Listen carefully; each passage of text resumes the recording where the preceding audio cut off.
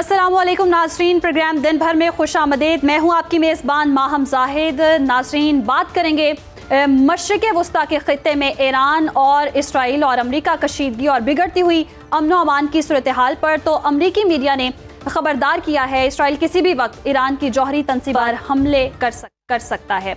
अमरीकी अखबार Washington post के मुताबिक अमरीका में इसराइल के ईरान पर मुमकिना हमले के पेश नज़र अलर्ट है और इसी तनाजुर में अमरीकी महकमा खारजा ने मशरिक़ वस्ता से अपने सिफारती मिशंस के अमले में कमी करना शुरू कर दी है। बहरीन, कुवैत के बाद इराक से भी कुछ अमले के इनखला की इजाज़त दे दी गई है, जबकि पेंटागन ने मशरिक़ वस्ता के मुख्तलिफ इलाकों से फौजी एहलकारों के अहले खाना के इनखला की मंजूरी भी दे दी है। ईरान और अमरीका के दरमियान जौहरी अदम फैलाव पर बातचीत के लिए मुज़ाकरात का छठा दौर रवां हफ्ते होने का इम्कान है, जबकि अमरीकी सदर डोनाल्ड ट्रंप पहले ही मुज़ाकरात में नाकामी पर ईरान पर बमबारी की धमकी दे चुके हैं। दूसरी तरफ ईरान का कहना है कि अगर ईरान पर आलमी पाबंदियां बरकरार रखने की कोशिश की गई तो जौहरी अदम फैलाव के मुआहदे से निकल जाएंगे, और अगर तनाज़ा मुसल्लत करने की कोशिश की गई तो ईरान ने खत्ते में मौजूद अमरीकी अड्डों को निशाना बनाने की धमकी भी दे दी है। ईरान के खिलाफ अमरीकी पाबंदियां दर हकीकत दबाव के अलावा कुछ नहीं है। इसका मकसद ईरान की मईशत को कमज़ोर करके उसे अपनी शराइत पर लाना है। ताहम ईरान तो इस अमरीकी दबाव के सामने झुकता नजर नहीं आ। अगर ईरान और अमेरिका के दरमियान तनाज़ात शिद्दत इख्तियार करते हैं तो इसके असरात क्या होंगे दीगर ममालिक पर भी और मशरिक़ वस्ता पर भी। इस तमाम तर सूरत हाल पर बात करने के लिए हमारे साथ हमारे गेस्ट भी मौजूद हैं। साबिक सफ़ीर जमील अहमद खान साहब, बहुत शुक्रिया आपके वक्त का। जमील अहमद साहब, कहिएगा, जिस तरह से अब अमेरिका और ईरान की कशीदगी चल रही है, आपको लगता है अगर ये बढ़ गई तो इस पर क्या असरात होंगे दीगर ममालिक पर भी, और ये दबाव कम हो सकता है? अमेरिका के इसके पीछे क्या मकासद हो सकते हैं? एक भौचाल आ जाएगा पूरे खित्ते में, बल्कि पूरी दुनिया में। उस पर मैं आता हूं कि क्या भौचाल होगा। लेकिन ये दुरुस्त है कि जिस तरीके से हालात और वाकयात अपना रुख नया ले रहे हैं, जिसका कि कोई मुझ जैसे लोगों को ताज्जुब नहीं है। कई प्रोग्रामों में तस्करा करता रहा हूं कि इजराइल के शुरू से क्या अज़ाइम है और Israel is America and America is Israel, ये जिक्र कई प्रोग्रामों में हो चुका है। तो लिहाजा इस पस मंजर में अगर हम देखें, इस पस मंजर में अगर हम बात करें तो हमें बखूबी अंदाजा हो जाएगा कि एक नीयत इजराइल की, न सिर्फ नीयत बल्कि मंसूबा, और इजराइल का मंसूबा जो पेपर्स अभी लीक हुए हैं, ईरान ने अपनी इंटेलिजेंस एजेंसीज के तहत जो उनके न्यूक्लियर साइट्स की जो लोकेशंस मालूम की, उसमें कुछ कागजात ऐसे भी मिले हैं ईरान को जिसमें प्लान मौजूद है ईरान पर इजराइल के और अमेरिका की सपोर्ट से हमला करने का। इस बात को यहाँ मैं एक इंट्रो के तौर पर मैंने आपको दिया। अब आ जाते हैं कि हो क्या रहा है। देखिए, ये छठा या सातवां अभी जो भी इनका करते रहे ये मुज़ाकरात, इस मुज़ाकरात में तमाम की तमाम, चाहे वो मिस्टर विटकॉक हो, प्रेसिडेंट ट्रंप हो, या उनके कोई भी टीम के मेंबर हों, उनका यही शुरू से वतीरा रहा है कि आपने जीरो इनरिचमेंट, मतलब इनरिचमेंट खत्म कर दें आप। हालांकि 2015 में जब मुआहदा हुआ न्यूक्लियर रिकॉर्ड, उसमें JCPOA, तो उस वक्त 3.5 तक की इजाजत थी। जब वो निकल गए 18 में ट्रंप के दौर में, उन्होंने मुआहदा खत्म कर दिया तो ईरान आजाद हो गया। उसने अपनी अफजाइश कर ली 7%, according to the reports available.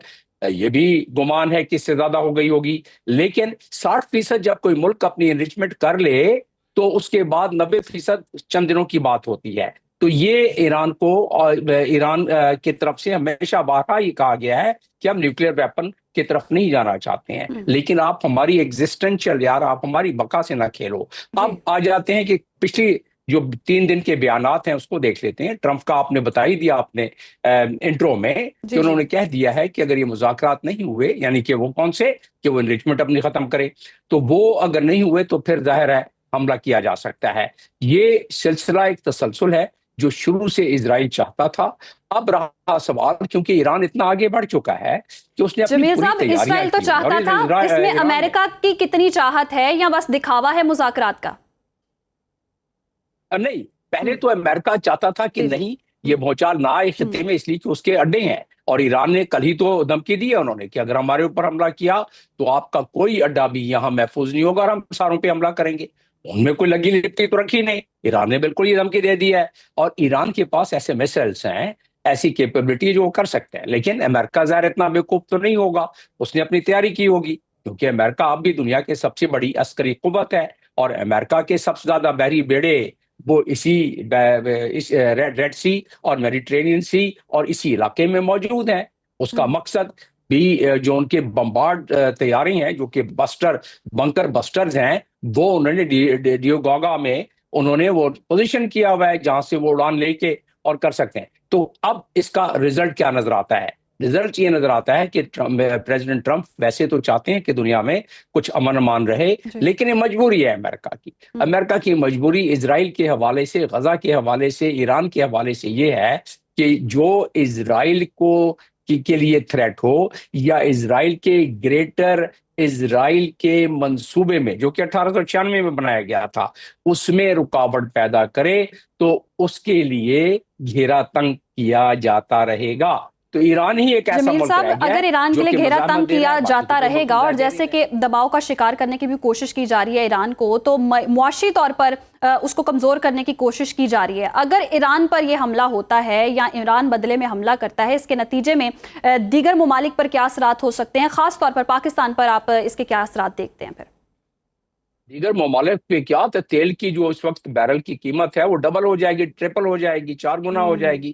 Pakistan جیسے ملک کا انحصار، ہمارا فارن ایکسچینج کی کثیر تعداد تو تیل میں جاتی ہے، اب ہم اس میں پیٹرولیم میں مصنوعات لیتی ہیں، تو یہ تو پورا خطہ بند ہو جائے گا۔ دنیا میں تقریباً 60-70% کے قریب پیٹرولیم اس راہ سے گزر رہا ہے، تو دنیا کے جتنی بھی وہ گیس ہے، فیول ہے، وہ سارے کے سارے 3 گنا ہو جائیں گے۔ جب وہ 3 گنا ہوں گے تو مہنگائی 3 گنا، 4 گنا، 10 گنا، 100 گنا بڑھتی جائے گی، تو وہ تو دنیا کے لیے انسسٹینیبل ہو جائے گا، کچھ عرصے کے لیے برداشت کرنا بہت مشکل ہوگا۔ اور پھر اگر ایران جواب دیتا ہے تو پھر چائنا کیا کرے گا؟ یہ ایک بڑا سوال پیدا ہوتا ہے۔ رشیا کیا کرے گا؟ کیا وہ میدان میں آئے گا؟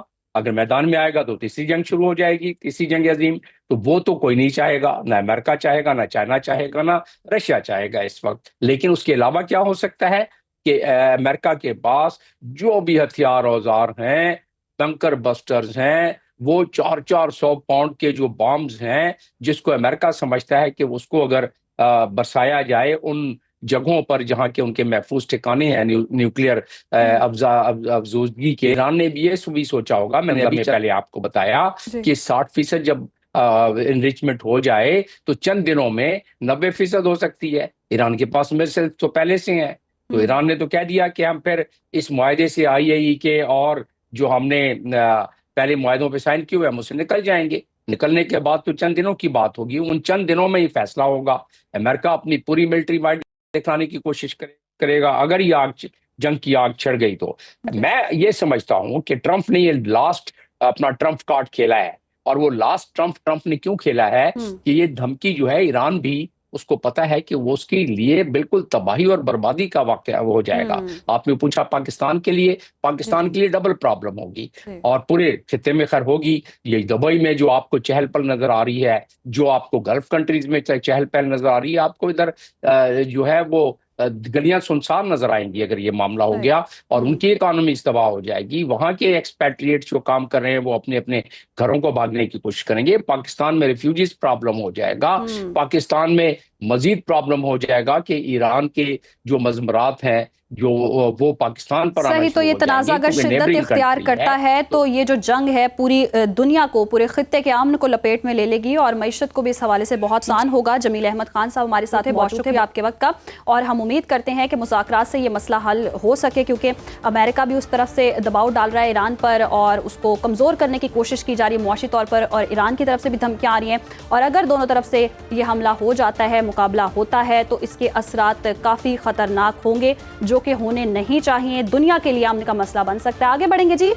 پاک بھارت جنگی کشیدگی کے بعد جنگی جنون میں مبتلا بھارت کے گمراہ کن جھوٹے بیانیے کو دنیا نے مسترد کر دیا ہے۔ بھارتی مقبوضہ وادی میں ریاستی ظلم اور سرحدوں سے باہر دہشت گردی کو چھپا نہیں سکتا۔ پاکستان کا اعلیٰ سطح سفارتی وفد بلاول بھٹو زرداری کی قیادت میں امریکہ اور برطانیہ کے دوروں کے بعد یورپ پہنچ گیا ہے۔ سفارتی وفد بیلجیم کے شہر برسلز میں یورپی قیادت سے ملاقاتوں میں بھارتی موقف کو کاؤنٹر کرنے کے ساتھ ساتھ پاکستانی موقف کو اجاگر کرے گا، اور پاکستان نے بھارت کو حالیہ اشتعال انگیز اقدامات کا جواز تراشنے سے बाज रहने का मशवरा दिया और कहा कि पाकिस्तान बातचीत और सिफारतकारी पर यकीन रखता है। इसी तमाम तर सूरत हाल पर बात करने के लिए हमारे साथ साबिक सफ़ीर जी.आर. बलोच साहब ने ज्वाइन किया है। जी.आर. बलोच साहब, बहुत शुक्रिया आपके वक्त का। कहिएगा, जैसे कि हम डे वन से ही देख रहे हैं, भारत से सबूत मांग रहे हैं, पहलगाम के सबूत अभी तक सामने नहीं आए, फिर ये सारा मामला हो जाता है, मुज़ाकरात की बात होती है, भारत मुज़ाकरात की मेज़ पर भी नहीं आता।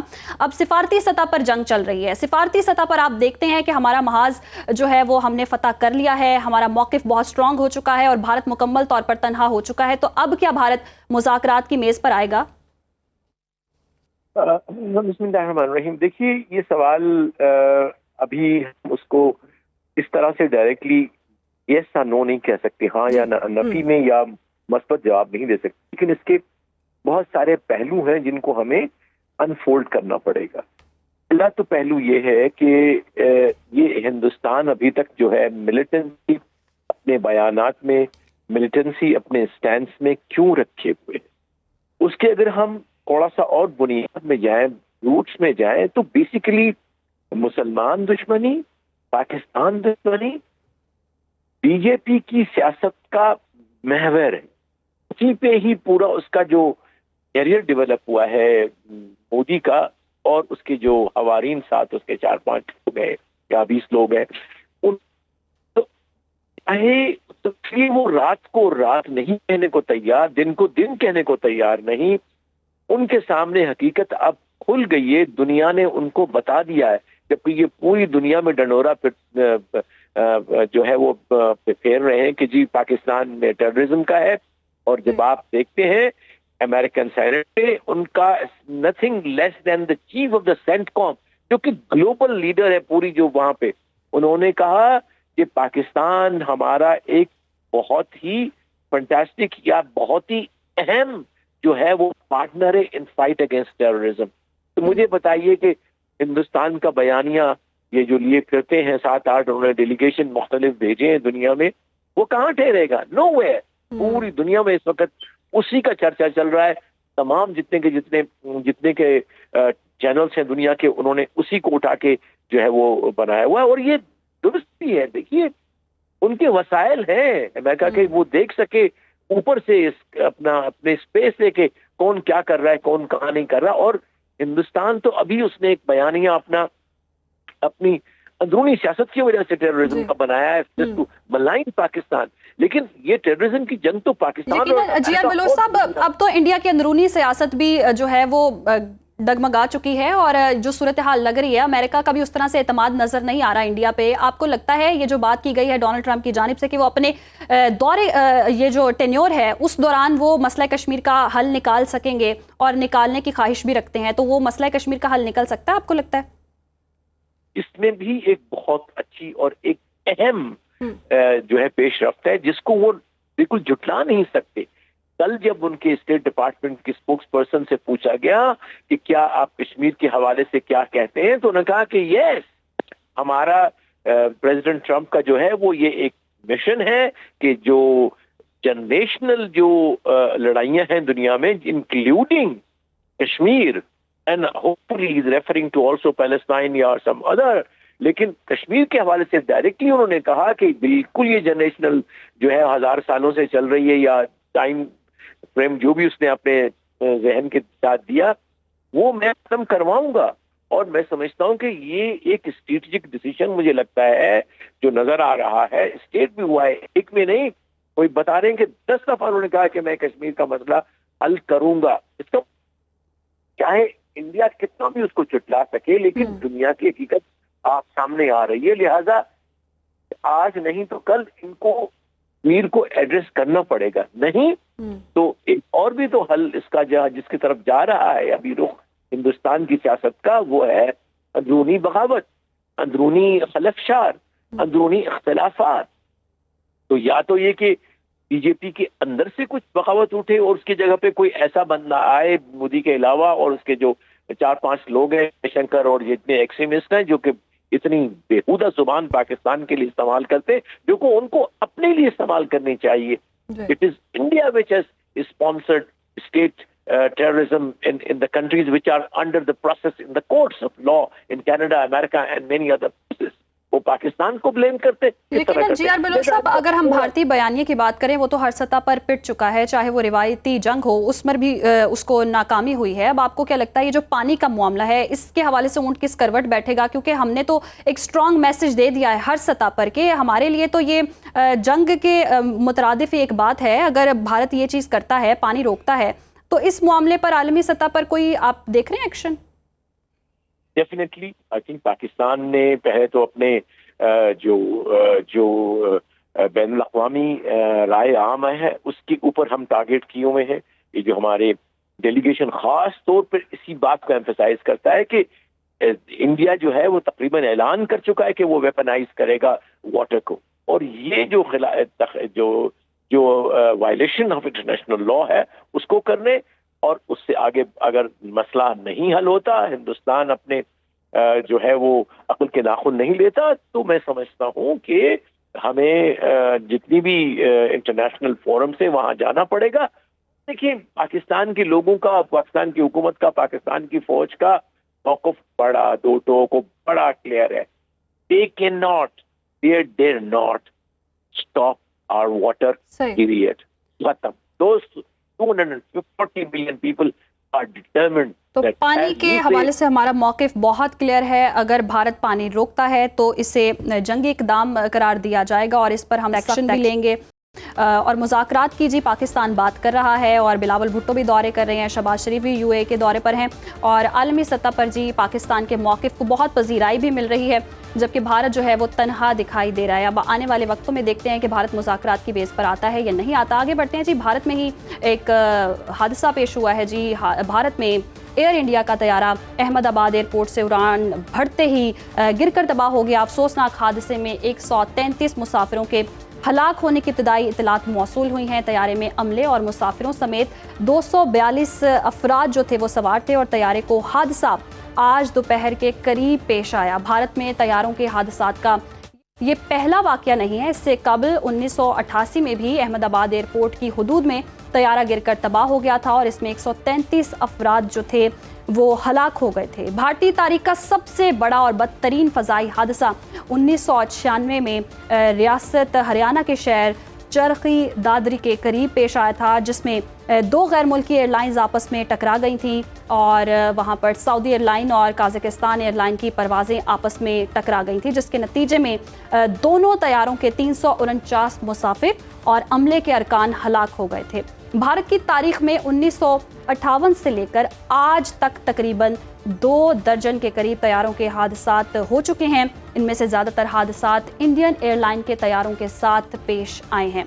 भारतीय तारीख का पहला फ़ज़ाई हादसा 25 मई 1958 को गुड़गांव में पेश आया, और जिसमें निस्फ दर्जन अफराद जो हैं वो हलाक हो गए थे। भारतीय तारीख का पहला बड़ा फ़ज़ाई हादसा जुलाई 1962 में मुंबई एयरपोर्ट के करीब पेश आया, जिसमें 94 अफराद हलाक हो गए थे। और भारत में 1963 में होने वाले तैयारा हादसा में 63 अफराद हलाक हुए थे, और 1972 में होने वाले हादसे में 82, जबकि 1973 में होने वाले हादसे में 48 अफराद हलाक हो गए थे। डिप्टी ब्यूरो चीफ गजाला नौरीन ने इस हवाले से हमें ज्वाइन किया है, उनसे तफसीलात लेंगे। जी गजाला, बताइएगा इस तैयारे हादसे के हवाले से क्या अब तक डिटेल सामने आई हैं, और अभी तक क्या शवाहिद इकट्ठे हो चुके हैं इस हवाले से?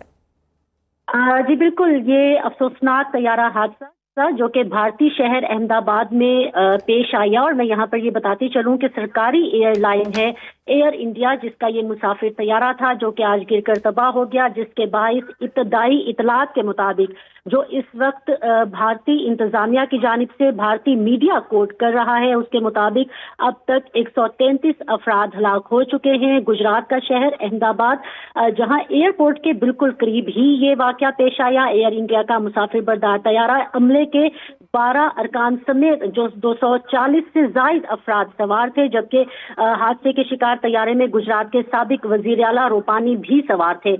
भारतीय मीडिया के हवाले से जो रिपोर्ट सामने आ रही है उसमें बताया जा रहा है कि हादसे का शिकार इस तैयारे में 169 भारतीय शहरी मौजूद थे, जबकि इसमें 53 बरतानवी, 1 कैनेडियन और 7 पुर्तगाली शहरियों समेत 11 बच्चे भी इस अफसोसनाक हादसे के वक्त इस तैयारे में मौजूद थे। रिपोर्ट्स में ये भी बताया गया है कि एयर इंडिया का ये तैयारा अहमदाबाद एयरपोर्ट से लंदन जा रहा था कि टेक ऑफ करने के चंद सेकंड्स के बाद ही गिरकर तबाह हो गया। ये भी बताया जा रहा है कि AI-171 परवाज थी जो कि अहमदाबाद एयरपोर्ट से रवानगी के वक्त 322 किलोमीटर फी घंटा की रफ्तार से महज 625 फुट ऊपर ही उड़ सकी थी। और फिर टेक्निकल तौर पर जो इब्तदाई ही इस हवाले से भारतीय मीडिया बता रहा है कि कुछ टेक्निकल फॉल्ट की बिना पर गिरकर तबाह हो गया। हादसा भारतीय वक्त के मुताबिक 1 से 2 बजे के दरमियान पेश आया और इसके साथ ही ये भी बताया जा रहा है कि तैयारा आबादी पर गिरकर तबाह हुआ। इसके साथ ही इस तैयारे की जो आबादी पर गिरकर तबाह हुआ है कुछ फुटेजेस भी सामने आ रही हैं। भारतीय वजीर सेहत ने भी भारतीय मीडिया की रिपोर्ट्स के मुताबिक इस तैयारा हादसे में मुतअद्दिद अफराद के हलाक होने की तस्दीक की है। और जैसा कि मैंने पहले बताया, मुतअद्दिद अफराद के हलाक होने के भी जो खबरें हैं वो मौसूल हो रही हैं। गजाला नौरी हमें पूरे हादसे के हवाले से डिटेल्स बता रही थी। तो 200 से ज़ायद मुसाफिर सवार थे जिसमें से 100 से ज़ायद जो हैं जिनकी अमवात का खदशा बताया जा रहा है और इस वक्त जो है रेस्क्यू टीमें पहुंच चुकी हैं और तहकीकात और शवाहिद इकट्ठे किए जा रहे हैं कि यह हादसा कैसे पेश आया। और बज़ाहिर तौर पर अभी यही इतलात सामने आ रही है कि टेक्निकल वजूहात की बना पर यह हादसा हुआ है और ये भारत में पहला हादसा नहीं होगा। आने वाले वक्तों में भी प्रोग्राम में भी इस स्टोरी के हवाले से फॉलोअप लेते रहेंगे, बात करेंगे और दीगर मौज़ूआत पर भी बात करेंगे इस ब्रेक के बाद। वेलकम बैक नाज़रीन, प्रोग्राम का सिलसिला आगे बढ़ाएंगे, बात करेंगे जी बजट के हवाले से। वफाकी हुकूमत के सालाना बजट ने हुकूमती मुआशी नाकामियों को बेनकाब कर दिया है। अदाद-ओ-शुमार का हेर फेर, रियासती वसाइल से जारी झूठ पर मबनी तशहीरी मुहिम भी मईशत को बहाल नहीं कर सकी। कर्ज, सूद, करप्शन, बद इंतजामियों के साथ मईशत बहाल नहीं होती। इक्तसादी सर्वे ने वाज़ेह कर दिया है कि हुकूमती पॉलिसी से गंदम, चावल, गन्ना, कपास, मकई जैसी जो नकदावर फसलों की पैदावार में गुज़श्ता साल के दौरान बड़ी कमी आई है।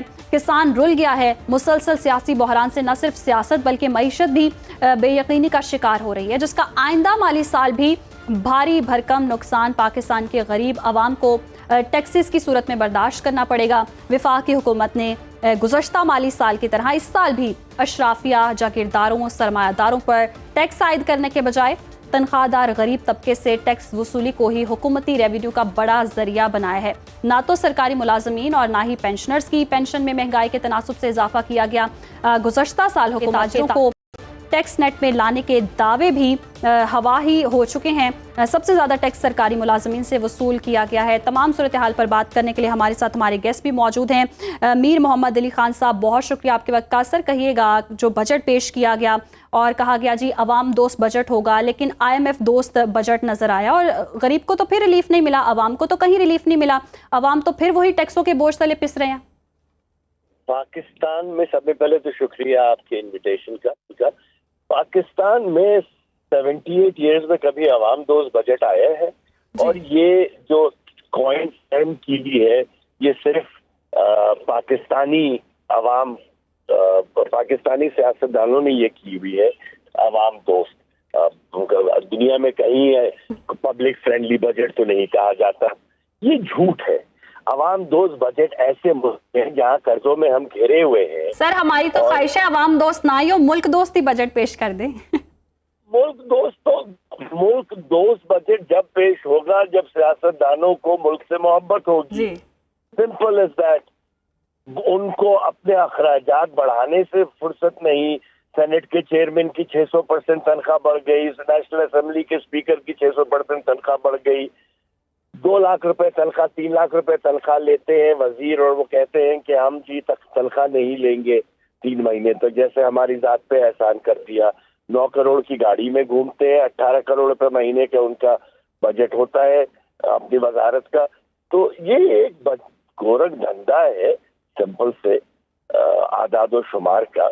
2.7%, 2.8% कह रहे हैं कि जीडीपी की ग्रोथ हुई है, वो हो ही नहीं सकती क्योंकि अगर 9 महीने तक तो वो 2.1, 2.2% रही है या उससे भी नीचे रही है, तो क्या आखिरी 3 महीने में हम 7-8% कर रहे थे जीडीपी कि आपकी 2.7% हो गई है? मेरी समझ में नहीं आता। मेरे ख्याल, देखिए, नंबर फजिंग पूरी दुनिया के थर्ड वर्ल्ड ममालिक में होती है, मैं सिर्फ पाकिस्तान को नहीं कहूँगा, मगर एक हद के लिहाज से ऊपर नीचे किया जाता है। जिस मुल्क में दुनिया की 2 دو چیزیں جو کہ لازم ہیں ہونی چاہیے. ایک تو ایجوکیشن کا بجٹ، ایجوکیشن میں انوویشن، ہیلتھ کا بجٹ اور ہیلتھ میں انوویشن. یہ فٹ سے کہہ دیتے ہیں کہ جی یہ صوبائی مسئلہ ہے، ہمارا مسئلہ نہیں ہے. تو پھر گائیڈ کریں، آپ اے آئی سینٹرز بنائیں، آپ بہترین ہاسپٹلز بنائیں، آپ دوسری چیزیں کریں. اب ایک اور چیز انہوں نے تجویز دی ہے کہ پینشن جو ہے اگر بیوہ کوئی ہو جائے تو اس کے 10 سال تک اس کو پینشن ملے گی، اس کے بعد نہیں ملے گی. اگر کوئی پاکستان کی بہن یا بیٹی 40 سال کی عمر میں بیوہ ہو جاتی ہے، 50 سال کی عمر میں اس کی پینشن بند ہو جائے گی. تو اگلے 75 سال تک وہ 25 سال کی تک اور کیا کرے گی وہ 75 سال کی عمر تک اگر زندہ رہتی ہے تو. اس میں کیا کیا خامیاں نکالیں سمجھ سے باہر ہے. بس میں یہی کہہ سکتا ہوں. اچھا میر محمد صاحب، ہم اس حوالے سے ڈسکشن بھی کر رہے تھے، 2-4 دن سے ڈسکشن کا سلسلہ جاری ہے جی، کہ ہمیں بہت سارے مختلف سیکٹرز ہیں جن پر ویسے تو کام کرنے کی ضرورت ہے. ایگریکلچر کے حوالے سے بہت بات ہو رہی تھی کہ ایگریکلچر کے سیکٹر پر ہمیں بہت زیادہ کام کرنے کی ضرورت ہے، اور جیسے کہ ہم اعداد و شمار دیکھ بھی رہے ہیں کہ حکومتی پالیسیز خاصی ناکام رہی ہیں. گندم ہو، چاول ہو، گنا ہو، کپاس ہو، اس کی پیداوار میں کمی آئی ہے. تو آپ کو لگتا ہے کہ یہ زرعی پالیسی حکومت کی بہتر ہو سکتی ہے، اور اس پر کس حد تک کام کرنے کی ضرورت ہے؟ والی ٹرین اسٹیشن سے نکل چکی ہے. آج سے 25 سال پہلے ہم ایگریکلچرل کنٹری کہلاتے تھے، ہم زرعی معیشت کہلاتے تھے. اب ہماری حالت یہ ہو گئی ہے کہ ہم کپاس بھی امپورٹ کرتے ہیں، ہم انگور بھی امپورٹ کرتے ہیں، اور ہم دالیں بھی امپورٹ کرتے ہیں. تو ہم کہاں سے زراعت کے شعبے میں آگے ہیں؟ فرٹیلائزر کی پرائسز اتنی زیادہ ہیں، بجلی کی پرائسز کسانوں کے لیے اتنی زیادہ ہیں. جو فیوڈل لارڈز ہیں یا بڑے جاگیردار ہیں ان کو تو فرق نہیں پڑتا، ان کے پاس 6-6 ہزار ایکڑ ہے زرعی زمین. جو 150-200 ایکڑ لے کے پورا دن کام محنت کرتا ہے وہ تو بیچارہ تباہ ہو گیا. میں ایک ویڈیو دیکھ رہا تھا جس کے اندر کسان اپنی بھنڈی کو 1 روپے کلو بیچ رہے ہیں اور لوگ خرید کے لے کر جا کے بھینسوں کو کھلا رہے ہیں. تو ہم کہاں سے ایگریکلچر، ہم نے کوئی پالیسی بنائی آج سے 20 سال پہلے؟ آج دیکھیے، آج جو چیز ہم بھگت رہے ہیں نا وہ ہم پچھلے 20 سال سے ریفارمز نہیں کیے. ہم نے کوئی مثبت پالیسی نہیں بنائی جس کی وجہ سے دیکھیں، ایک آپ درخت بھی لگاتے ہیں تو وہ بیج پھل دینے میں 5 سال لگتا ہے. ہم نے کوئی ایسا بیج ہی نہیں زمین میں بویا کہ جس کو ہم کہہ سکیں کہ آج ہم اس کا پھل حاصل کر رہے ہیں. ابھی بھی دیر نہیں ہوئی ہے، ابھی بھی کچھ کر لیں، ورنہ خدا نہ کرے ایک وقت ایسا آئے گا کہ آپ کو بینکرپسی ڈکلیئر کرنی پڑے گی. صحیح، ابھی بھی دیر نہیں ہوئی، ابھی بھی ہمیں اپنی پالیسیز کو بہتر سمت میں گامزن کرنے کی ضرورت ہے. میر محمد علی خان صاحب ماہر معیشت ہمارے ساتھ موجود تھے، بہت شکریہ آپ کا. اور حکومتی پالیسیز کی ناکامی کا ہی نتیجہ ہے کہ جی معیشت کو سنبھالا نہیں مل رہا ہے، اور آنے والے وقتوں میں ہم دیکھتے ہیں کہ پالیسی شفٹ آتا ہے معیشت کے حوالے سے یا نہیں. لیکن حکومت کو اس وقت چاہیے کہ عوام کو ریلیف دینے کے لیے اور معیشت کو سنبھالنے کے لیے اپنی پالیسیز کو درست سمت میں کرنا ہوگا. آگے بڑھتے ہیں جی. سپریم کورٹ آف پاکستان نے نور مقدم قتل کیس میں مجرم ظاہر جعفر کی سزائے موت برقرار رکھنے کا تفصیلی فیصلہ جاری کر دیا ہے. فیصلے کے مطابق مجرم ظاہر جعفر نے بہیمانہ طریقے سے نور مقدم کے قتل کا ارتکاب کیا. سزائے موت کے معاملے میں مجرم سے کوئی ہمدردی نہیں کی جا سکتی. فیصلے کے مطابق ماضی میں ایسے شواہد کو سنی سنائی اور ثانوی شہادت سمجھا جاتا تھا. ڈیجیٹل ثبوت کو بنیادی شہادت کا درجہ دینے کے لیے متعلقہ قوانین میں مطلوبہ تبدیلیاں کی گئی ہیں. مجرموں کا سراغ لگانے اور ان کی شناخت کے لیے یہ شواہد اہم ہیں. سی سی ٹی وی فوٹیجز سے متعلق احمد عمر شیخ کیس میں معیار مقرر ہے. مطلوبہ معیار پر پورا اترنے والی فوٹیجز بنیادی شواہد ہو سکتی ہیں. اسی پر بات کرنے کے لیے تفصیلی ہمارے ساتھ موجود ہے ہمارے نمائندے عدیل سرفراز. عدیل، بتائیے گا کیا شواہد سامنے رکھے گئے ہیں، کن بنیادوں پر فیصلہ کیا گیا ہے، اور ڈیٹیل میں کیا ریمارکس دیے گئے ہیں؟ بالکل، سب سے پہلے تو میں یہ بتا دوں کہ 13 صفحات پر مشتمل یہ تفصیلی فیصلہ جاری کیا گیا ہے. جسٹس ہاشم کاکڑ کی سربراہی میں 3 رکنی بینچ ہے جس میں جسٹس اشتیاق ابراہیم اور جسٹس علی باقر نجفی شامل تھے. یہ بتایا گیا ہے کہ جسٹس علی باقر نجفی اب اس میں اپنا ایک الگ سے نوٹ بھی تحریر کریں گے. گو کہ یہ ایک متفقہ فیصلہ، اور اس فیصلے میں عدالت نے سائلنٹ وٹنس تھیوری کے مطابق جو بغیر عینی شاہد اس کے ویڈیو ثبوت کو قابل قبول قرار دیا ہے. یہ ایک بڑی اہم آپ کہہ سکتے ہیں کہ آبزرویشن ہے عدالت کی جانب سے، جس میں یہ بھی کہا گیا ہے کہ مستند فوٹیج خود اپنے حق میں सबूत बन सकती है और रिकॉर्ड शुदा वीडियो या तस्वीर बतौर शहादत पेश की जा सकती हैं, क्योंकि आपको मालूम है इस केस में भी जिस तरह नूर मुकद्दम का कत्ल हुआ, उस कत्ल से कबल जिस तरह की वीडियोस हमारे सामने आई, जो CCTV फुटेज की सूरत में आई थी, उस पर अदालत ने ये बयान दिया और इसका ये कहा जा रहा है एक प्रेसिडेंट बनेगा मुख्तलिफ केसेस में, जो आइंदा आने वाले केसेस हैं उनमें भी इस अदालती फैसले को एक नज़ीर के तौर पर पेश किया जाएगा और जो वीडियो रिकॉर्ड होगा या वीडियो सबूत होगा उसे भी बतौर शहादत कबूल किया जाएगा। यहाँ पर यह अदालत ने करार दिया है कि मुलजिम जाहिद जाफर नूर मुकद्दम का बेरहम कातिल है और दोनों जो निचली अदालतें थी यानी ट्रायल कोर्ट और हाई कोर्ट, उन्होंने मुतफिका तौर पर जो फैसला उन्होंने किया था हम उसको दुरुस्त करार देते हैं और जो मुलजिम की जानिब से नूर मुकद्दम है उन पर जिस्मानी तशद्दुद की वीडियो सबूत के तौर पर पेश की गई है और CCTV फुटेज, DVR और हार्ड डिस्क अब काबिल कबूल शहादत है और वीडियो रिकॉर्डिंग में कोई तरमीम क्योंकि साबित नहीं हुई, इस बुनियाद पर अदालत ये कह रही है। तमाम फुटेजेस और शवाहिद को मद्देनजर रखकर ये फैसला किया गया है। बहुत शुक्रिया आदिल सरफराज। और वो कहते हैं कि और तमाम शवाहिद को मद्देनजर रखकर ये तफसीली फैसला जारी किया गया है और सुप्रीम कोर्ट ऑफ पाकिस्तान ने नूर मुकद्दम कातिल केस में मुजरिम जाहिर जाफर की सजाए मौत बरकरार रखने का ये तफसीली फैसला जारी कर दिया है। दीगर मौज़ूआत पर भी बात करेंगे इस ब्रेक के बाद। वेलकम बैक नाज़रीन, प्रोग्राम का सिलसिला आगे बढ़ाएंगे। आपको बताएंगे सिंध पुलिस को इंतहाई मतलूब बहरूपिये और फ्रॉडी मुलजिम फरहान शमीम सदीकी को हैदराबाद पुलिस ने गिरफ्तार कर लिया है। गिरफ्तार मुलजिम सिंध के मुख्तलिफ शहरों में रूप बदल कर लोगों के साथ करोड़ों रुपए के फ्रॉड कर चुका है। पुलिस ज़राए के मुताबिक मुलजिम के कब्जे से मुख्तलिफ जाली शनाख्ती कार्ड्स, भेस बदलने का सामान और दीगर दस्तावेजात भी बरामद हो चुकी हैं। इसी तमाम तर मामले पर बात करने के लिए हमारे नुमाइंदे भी मौजूद हैं। वारिस बिन आज़म, बताइएगा पुलिस का क्या बताना है, कब से ये इस वारदातों में मुलव्वस था और कितने करोड़ों रुपए का ये फ्रॉड कर चुका है? जी बिल्कुल, मुलजिम को हैदराबाद के नसीम नगर पुलिस पोस्ट की हदूद से गिरफ्तार किया गया है।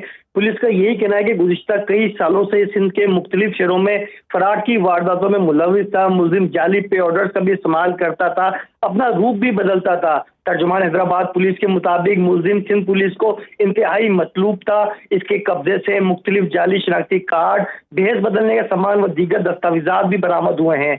मुलजिम का अगर मैं असल नाम आपको बताता चलूँ तो इसका असल नाम मोहम्मद फरहान शमीम वल मोहम्मद शमीम है, बल्कि इसके पास से जो है दो दीगर नामों के शनाख्ती कार्ड भी मिले हैं, जिसमें एक शौकत अजीज खान जबकि दूसरा हबीबुर रहमान के नाम का है। इन दोनों नाम को इस्तेमाल करके ये भेस बदल कर सादा लोगों को लूटता था। सिंध के मुख्तलिफ शहरों में फरार कर चुका है। अदालत की जानिब से इसके नाकाबिल जमानत गिरफ्तारी के वारंट भी जारी किए गए। तर्जुमान पुलिस का यही कहना है कि गिरफ्तार मुलजिम के खिलाफ कराची, हैदराबाद समेत सिंध के मुख्तलिफ अजला में जालसाजी और फ्रॉड के मुतअद्दिद मुकदमात भी दर्ज हैं। जबकि इसका कोई बयान लिया गया है कि और लोग भी मुलव्वस हो सकते हैं, इसके साथ कोई शामिल हो?